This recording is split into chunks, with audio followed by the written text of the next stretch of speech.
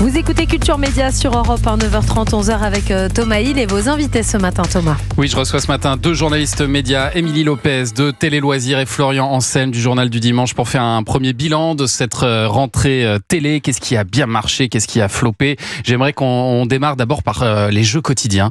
Et l'une des grandes nouveautés de cette rentrée, c'était l'arrivée de Cyril Ferraud à la tête du jeu de midi sur France 2.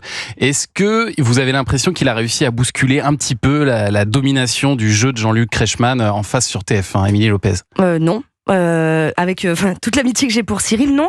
En fait, quand on regarde les chiffres, c'est exactement la même chose que ce que faisait Jarry à la même période. Ça monte un petit peu, non? Très léger, hein, c'est 50 000 téléspectateurs de plus, donc c'est vraiment pas grand-chose. Moi, j'aime beaucoup la façon de présenter de Cyril. J'ai pas trop compris pourquoi on avait enlevé Jarry, qui avait quand même fait les meilleures audiences depuis 5 ans. Je crois qu'il est parti de lui-même. Hein.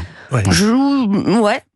Mais voilà. Vous n'êtes pas sûr de ça? Non, enfin, j'en sais rien. En tout cas, j'en ai pas discuté avec Jarry, mais je me dis que quand on est là depuis 1 an et qu'on fait les meilleures audiences possibles et que on gagne un nouveau public en plus grâce à une émission comme ça, je serais un peu surprise de savoir que l'idée venait à l'origine de lui. Après, franchement, j'en sais rien. J'avance juste des choses sans le savoir.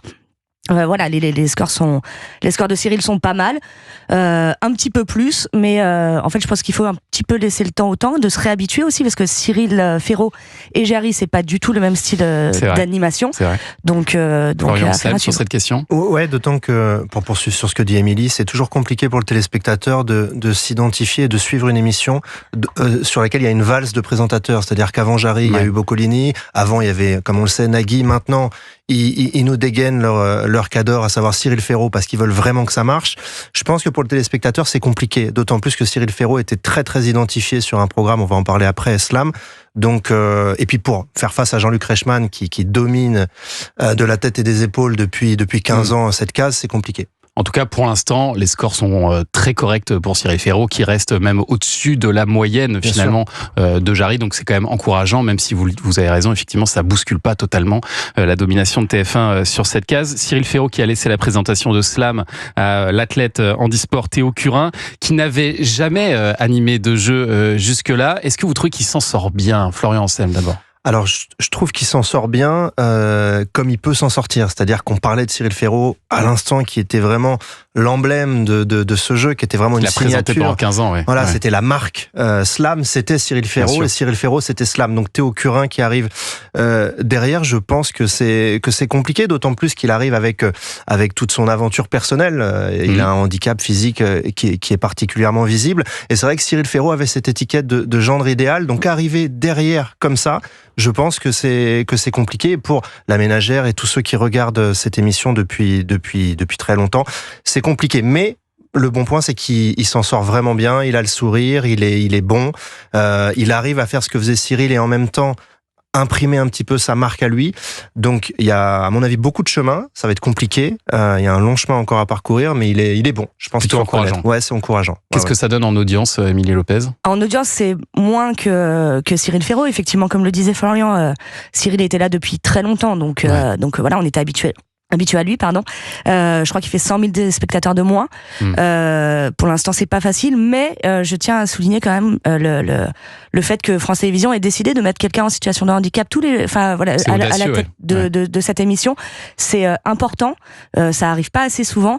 Et moi, j'ai envie, comme pour Cyril, parce qu'à mon avis, en fin de saison, on dirait que Cyril il a tout explosé, de laisser un petit peu de temps à Théo Curin.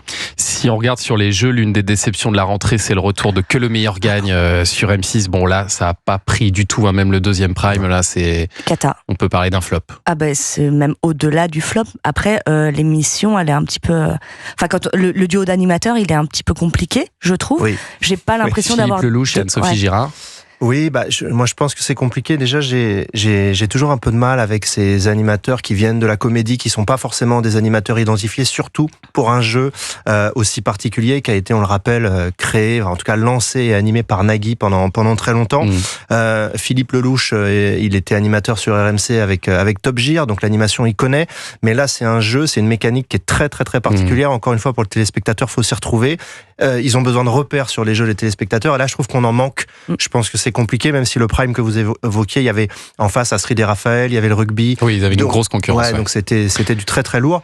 Mais je a pense priori, que ça reviendra pas. Ouais, non, le contrat est pas rempli. Franchement, c'est compliqué. Si on regarde les divertissements, maintenant, la grande nouveauté de la rentrée, c'était le jeu de stratégie Projet H, présenté par Laurent Ruquier, nouvel arrivant sur TF1. Est-ce que là, on peut parler de succès? Est-ce que pour vous, justement, il y aura une saison 2 à Projet H? Émilie Lopez.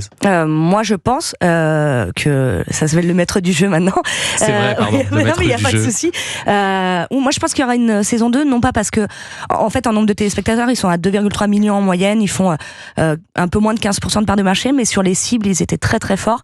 Donc, je pense que ça peut, on peut imaginer une saison 2, d'autant plus que je suis pas sûre que ça nous coûte non plus trop cher à TF1 de faire cette émission. Parce que ça a baissé pas mal au fur et à mesure des épisodes, hein, Florian. Alors ça a baissé, mais c'était prévu. C'est pas une catastrophe industrielle, c'était prévu. Et moi, sur ce que je sais, parce que j'ai des petites infos sur la question, Laurent Ruquier est content, la chaîne est contente. Il y a une saison 2 qui est en discussion. C'est pas signé, mais c'est très avancé. Et quoi qu'il arrive, Laurent Ruquier, sur ce projet-là ou d'autres, a envie de rester fidèle à TF1 et de continuer l'aventure avec TF1. Donc il va normalement continuer avec eux. Un jeu produit par Fremantle. Et puis alors il y avait un match entre les jeux de stratégie justement parce qu'en face du maître du jeu, je vais m'y faire, Canal+ a lancé les Loups-Garous. Là il y a des chances qu'on ait une nouvelle saison pour les Loups-Garous de Canal a priori. Alors Panayotis Pasco qui a donc imaginé ce jeu avec Fary a annoncé qu'il y aura une saison 2 et une saison 3. Donc a priori on est assez sécure, mais c'est très sympa, hein. Je vous conseille de regarder, ça se picore, ça se regarde d'une traite, c'est très sympa. Pour le coup ça renouvelle vraiment le genre.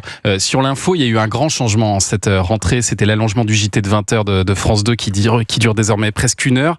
Est-ce que c'était une bonne idée selon vous? Est-ce que la mayonnaise est en train de prendre, Florian Anselme? Alors non, la mayonnaise ne prend pas parce que les audiences sont plus mauvaises que l'an dernier.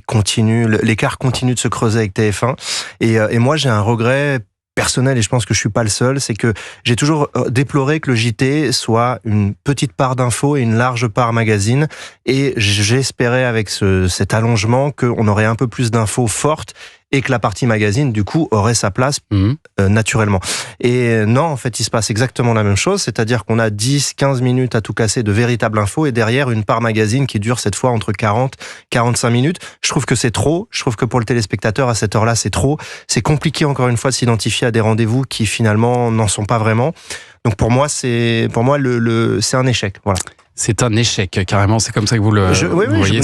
Ça n'a aucune chance de s'installer dans les mois à venir. C'est comme ça que vous le pensez. Après, France Télé laisse toujours peut se payer le luxe d'attendre plus longtemps que d'autres. Donc peut-être qu'ils vont prendre le temps d'installer le rendez-vous et que ça fonctionnera. Je leur souhaite parce que c'est pas idiot, encore une fois, du tout de mettre ce programme plus long qu'il ne l'était au départ. Mais encore faut-il qu'il y ait un vrai rendez-vous d'infos. Pour l'instant, je trouve qu'il y a trop de magazines intemporels, de sujets intemporels qui n'ont pas forcément leur place à cette heure-là. Et on suivra ça, bien sûr, dans les mois à venir. Restez avec nous, tous les deux, Émilie Lopez et Florian Anselme, pour commenter l'actu des médias dans un instant.